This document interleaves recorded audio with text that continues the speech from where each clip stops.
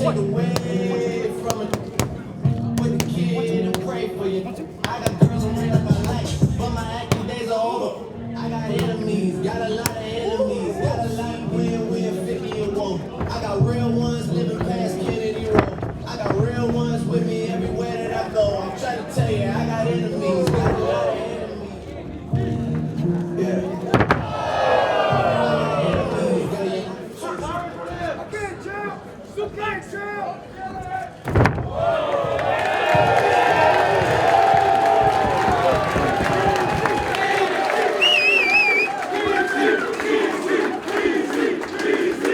It feels good to be in the city of champions. I walked through the airport the other day, and I saw banners for days. And you know what I thought to myself? Damn, Boston feels like a DC city.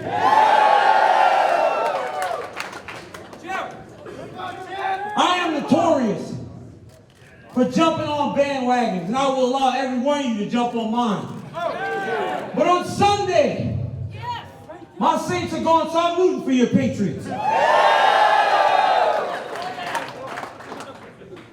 I appreciate each and every one of you coming out here. We all know what happened to me last fight. I've got to build myself back up, and I'm going to make a statement on Saturday night.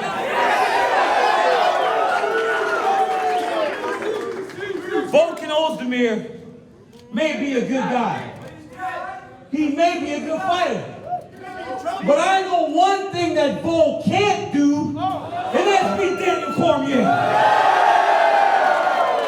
Saturday night, I get my hand raised again, and I go back into the winner's circle. Thank you, Boston. Thank you for having us. I appreciate you.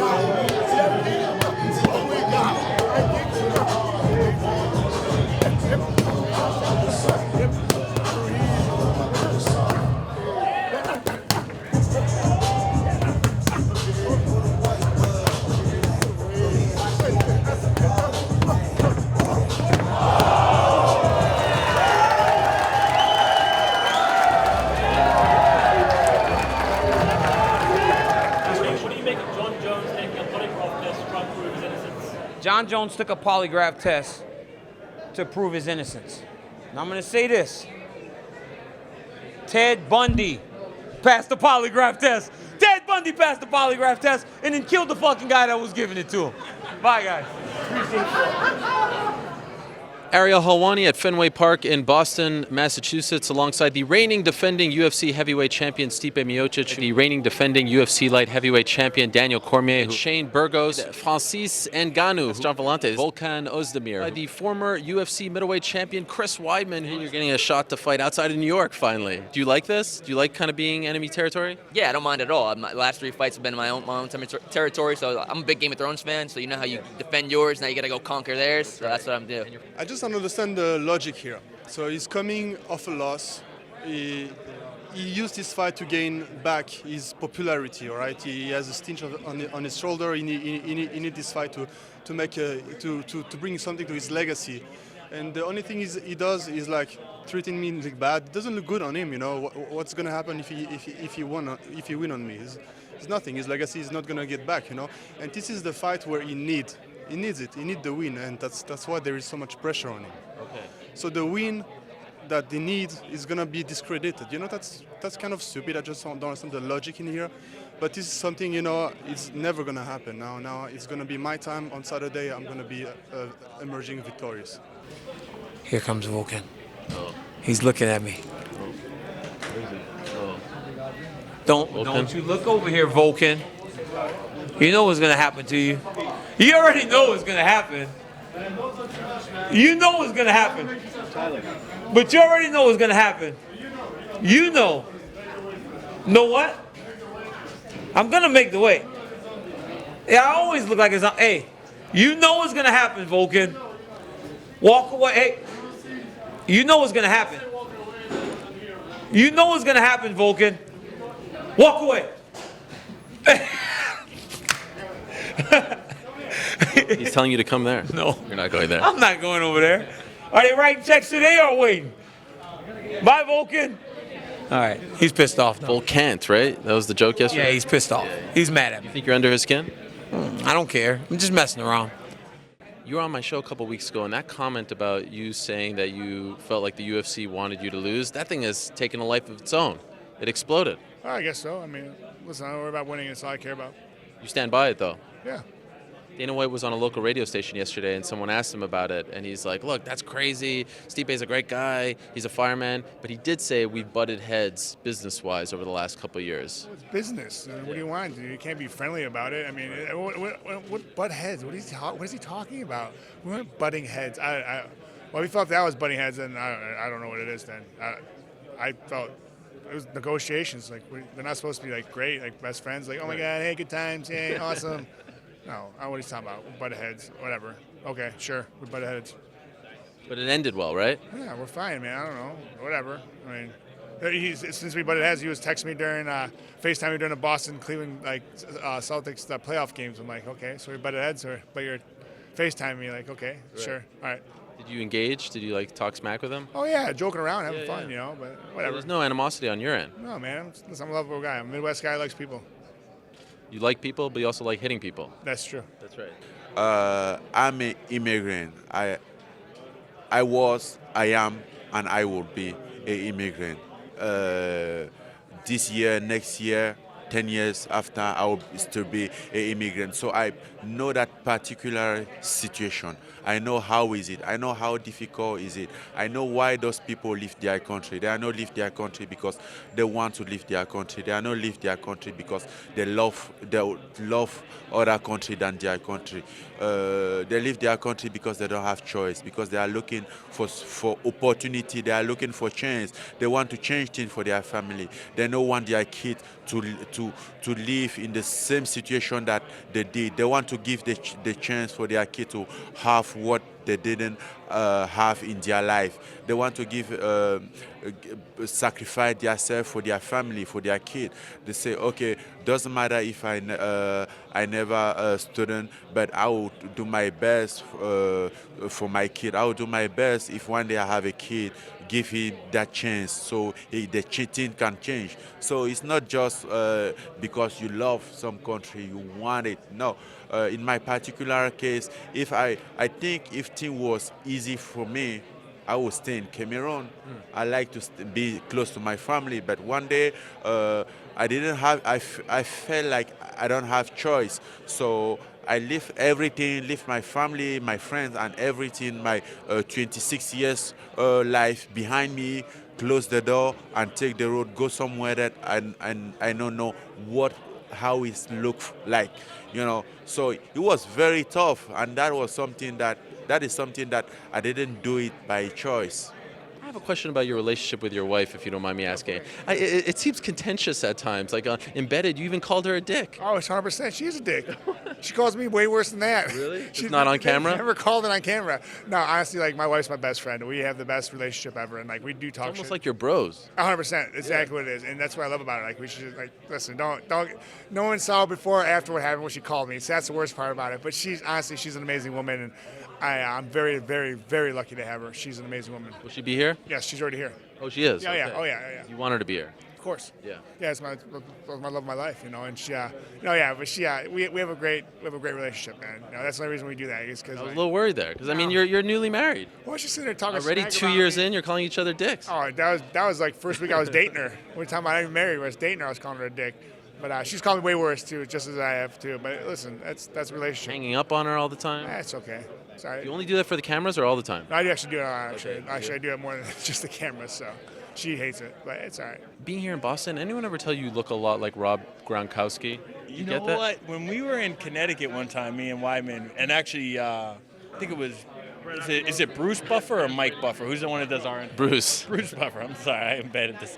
We were all sitting at a poker table, and they're like, "Oh, hey, can we take a picture with you guys?" And we're like, "Oh yeah, sure, no problem." And they go, "That's but it's like, who are these guys?" And he goes, "Oh, that's Chris Weidman, Bruce Buffer, and Rob Gronkowski." Wow. Yeah, here he is, the reigning defending UFC light heavyweight champion. He arrives wearing a towel. He is about to step on the scale. This is the moment of truth for Daniel Cormier. He lifts his arms as he steps on the scale. They are holding the towel. And he hits his mark. Daniel Cormier hits his mark. It's always dramatic when it comes to Cormier. There's always a little bit of theater involved, but he always hits his mark. Daniel Cormier hits his mark. He is official. The UFC light heavyweight title fight is good to go. It is in the books. You called Tony the champ. Obviously, that sort of begs the question, is there an update you can give us on Conor McGregor? I have no update. The winner of this fight will be the champion. So does that mean that Conor will be stripped by the time this fight takes place? We'll see what happens. Okay. I know you said there's no update on Conor, but this is a little bit of an unprecedented, weird situation. So just to be clear, there will be... Did you just get here? Just to be... Did you hear what I said earlier? To be clear, though. Yeah. To try to be clear about what seems to be an unclear situation, there's going to be a lightweight title fight, but we don't know if it's an undisputed or an interim lightweight title fight. No, it's undisputed. I said it would be. It's an undisputed. Yeah. Okay. I said that the guy who wins this fight will be the champion. Okay. So then... This thing was at 5 o'clock. When did you get here? Well, next question. You got 4 fighters up here. Ask a damn question. Come on. Well, just from the business standpoint of the UFC, does that mean that it'd be possible you would have two? You will see what happens. Just We'll relax. See, okay. Calm down. Do you have some clarity on the questions that I'm asking? I mean, obviously you're comfortable with the situation. You accepted the fight, but are you privy to what's going on in the division? He just asked him if we were going to Russia. He has no idea whether we're going to Russia or not. I answered the question already. Now you're asking these guys. They're going to fight for the title. This is the real title. I said that Conor can't hold up the title for 2 years.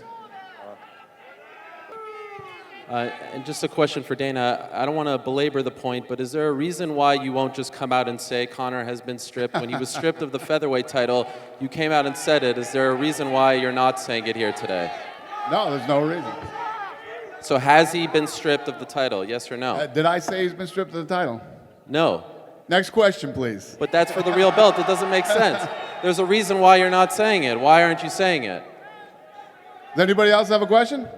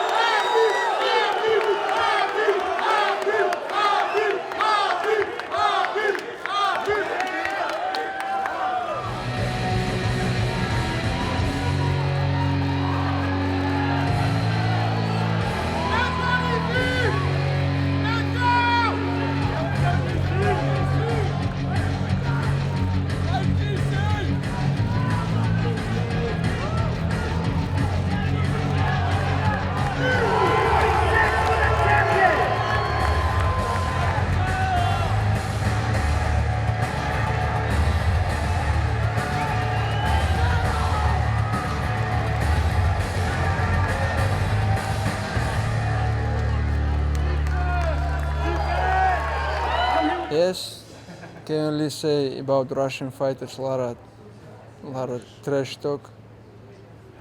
Why not? I wanna beat him. I deserve opponent like top 10, top 15.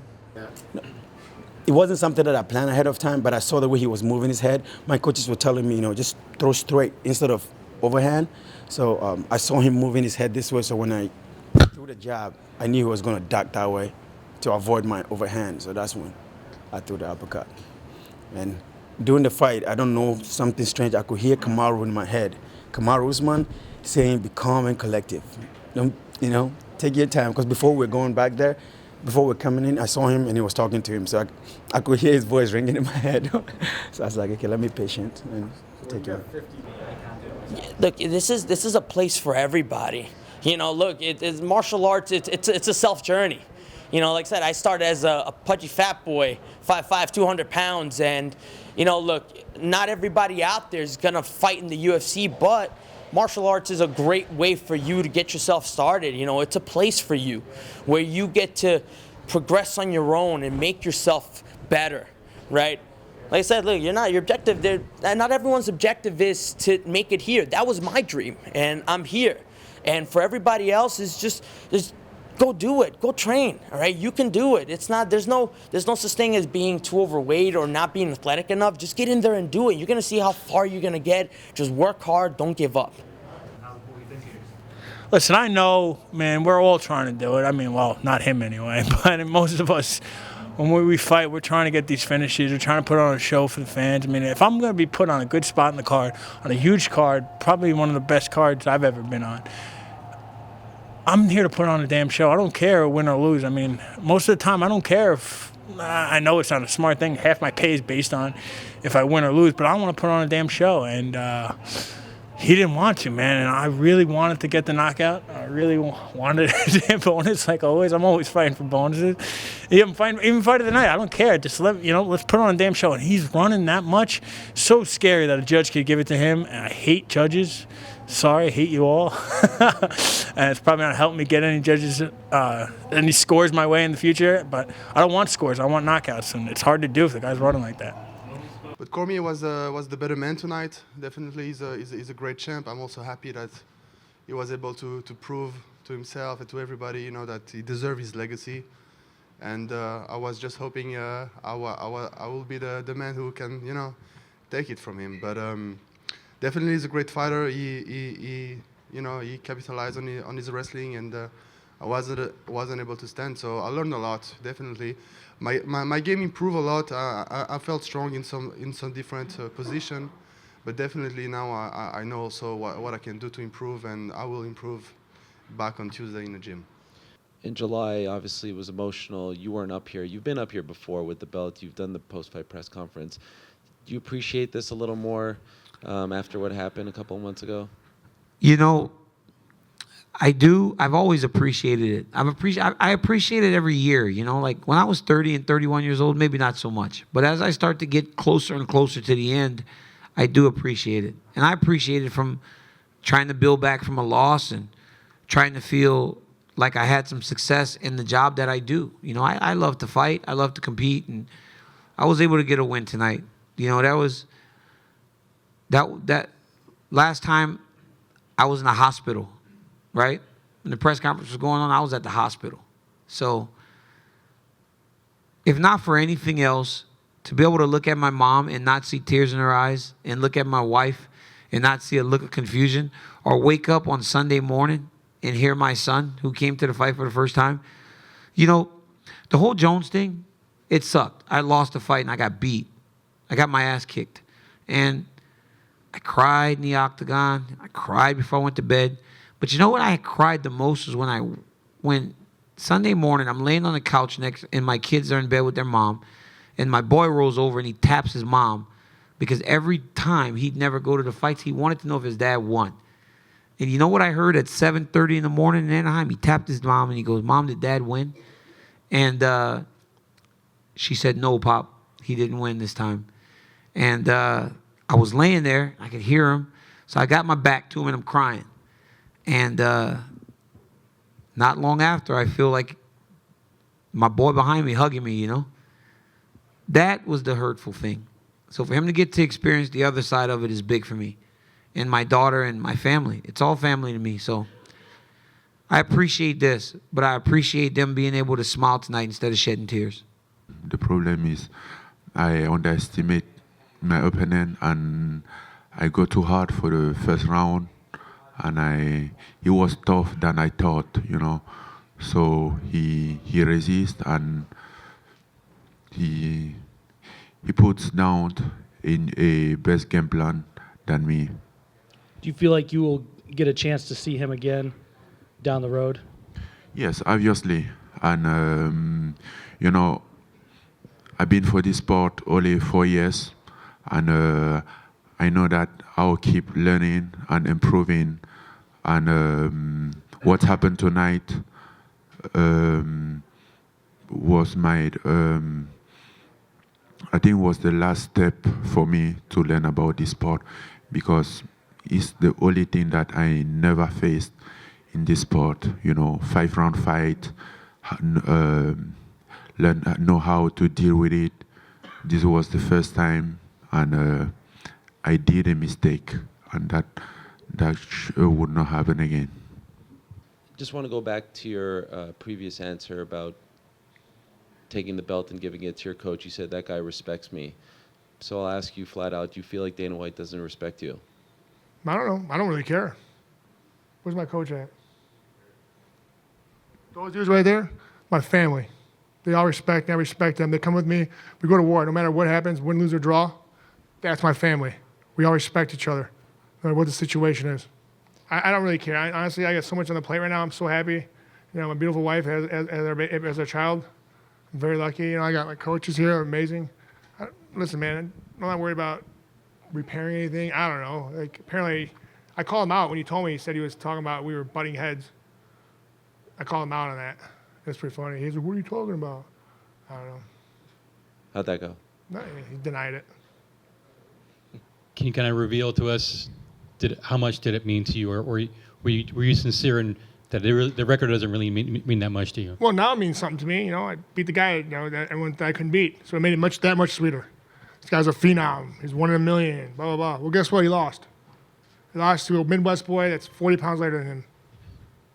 And I'm the greatest heavyweight. I defended it 3 times. No one's ever done that. Right. You truly believe that you're the greatest of all time? Fuck yeah, I do. No one's ever defended it 3 times. I've done it. I had a killer's row of fighters to get to it. I had a hard path to get to the title, and then I had a hard path to defend the title. I had top dudes, you know. I had to fight Arlovsky. Then I had to fight Verdum in Brazil on 45,000 people. I mean, crazy. Next guy, Overeem, killer, K1 champ, hits like a ton of bricks. Next guy, JDS, who I lost to. Now I got a guy that's a phenom. Next, I mean, nothing's ever easy. I know fighting ain't easy, but I never had an easy road. Everything was hard. All in all, a fun night here in Boston. Again, history was made. Stipe Miocic is now the winningest heavyweight champion of all time. Daniel Cormier retains the UFC light heavyweight championship, but maybe he'll say he won it once again.